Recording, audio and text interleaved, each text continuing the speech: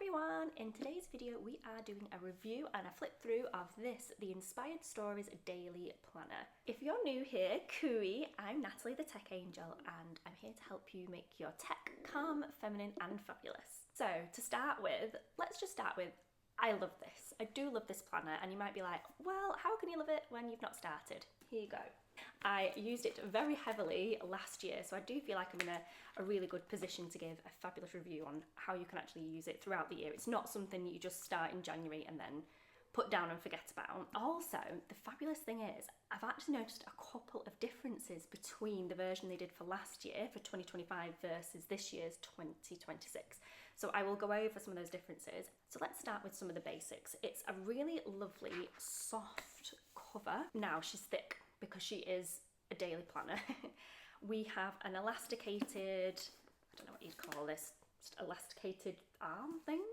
And we have 2 silk ribbons, a bit of a small pocket, and just like a little bit of an intro page where you put your name and email or phone number.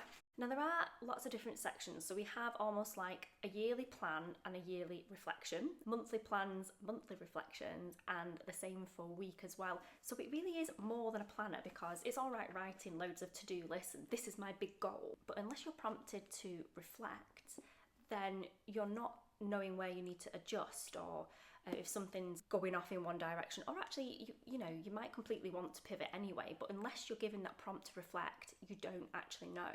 I think this planner does a really good job at that, because it has, like, at the start there's like a place to plan your goals for next year, but not all just for business, because that's the thing. Sometimes, like, I do have my own business. I'm assuming a lot of you out there do as well, but it's important not to lose sight of, like, not everything I want to do in my life is purely for my business. I have goals for my personal life. I want to read more, that's a massive one. I want to go on more hikes. I want to think about the things that, I've had such a good year this year, the things that I wish I'd have done more of are going for hikes. I've not been on a spa day and I've not seen a musical this year. So I want to change that for next year. And it's great because it kind of prompts you to review this year and then plan next year. So let's talk a bit more about the yearly spreads. So we start with an overview, and the way they've done it this year is really fabulous. I love how they've laid it out. I love how they've coloured in what the weekends are.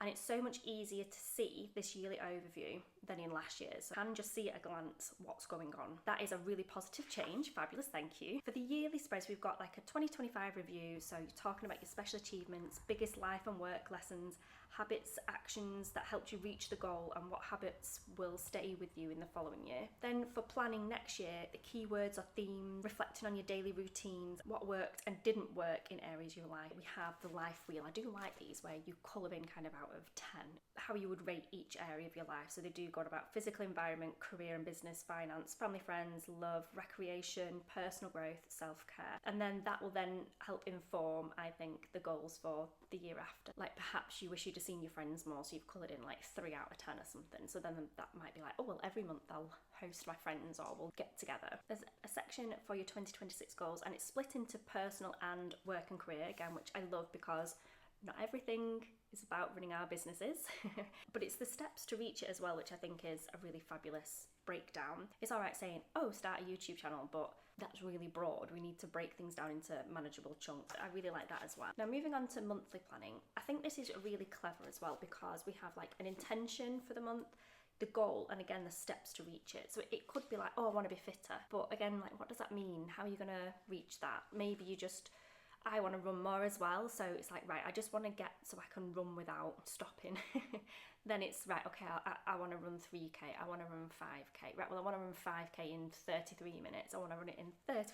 So it is good to be able to track it and chunk it down. And I suppose as well, your yearly goals, if you have got something really big and broad like get fitter or start a YouTube channel, this is the place where then you can start to make it into manageable chunks. We also have like the big spread, which I like that, so I can see everything at a glance. And then at the end of every month, we have a chance to reflect. Top 3 things and experiences, the goals and habits you worked on, any lessons you learned this month, what's taking up most of your headspace, what do you need to let go of. I think it's really fabulous for an end of month reflection. We also have quarterly check-ins as well. So a 3-month check-in, highlights, checking in with your goals, your thoughts and feelings on things to prioritise, and what will you continue or stop doing?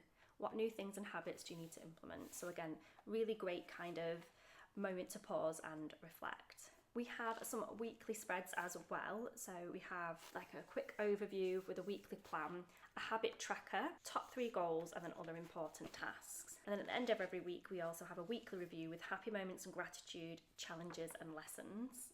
And then finally, we have the daily level. And I really love the daily level because you've got a part at the top for your morning thought or intention, your top 3 priorities, and then this is all like numbered 6 a.m. to 8 p.m. Also, what they've started doing this year, which they didn't in the previous year, they've also started putting the week numbers at the top, so that's really good. So yeah, just like these little things are really elevating it this year. Now, I really love that it only has a section for 3 goals, because it can be really overwhelming. Like, don't get me wrong, some days are life admin days and you just get so much done, you're ticking off the list, but the reality is most days are not like that. You can't get everything done in a day. I am constantly surprised by how much I cannot get done in a day. And so really we need to focus, don't we? There's this thing called signal and noise ratio, and I'm trying to be better at that. Like, what is, even if it's just one thing that is pushing me closer to my goal. So is it filming this YouTube video? Is it, well, oh, I said I wanted to go on that run. Is it, oh, well, I'll go up to bed 15 minutes earlier so I can read for 15 minutes. It is just like small manageable chunks. So I do like that you've got a section for those 3 goals and a little bit of a tick box as well for if you do it that day. And it just really does help you drown out all the noise, like, oh God, now this person's emailed me, this person's texted me. So I really like that, and it's kind of emulated as well for the weekly level. Kind of know where you're heading then. Talked about all of the fabulous and wonderful things, so let's talk about the cons. Now, the first one's pretty small, but the personalisation is only 5 letters, so that bugs me a bit because that doesn't even cover my name. It probably doesn't cover most names. It's definitely not going to cover my business name. And then my initials are all very similar, so I didn't want to use my initials. So I've actually gone with my word of the year, which is align. So I'll do another quick video about why I picked that and what my word was last year. So that's a very small thing. The thing that, I hate to say it, but the thing that bugs me the most is it's not easy to get to the months. So let me show you. So here's my one from last year. I have had to put like these little like stickers on, and I've put them on the monthly spread level so that I can easily get to, you know, like if someone's like, oh, can you come for your hair done on this day, or oh, can I do a content day on that day?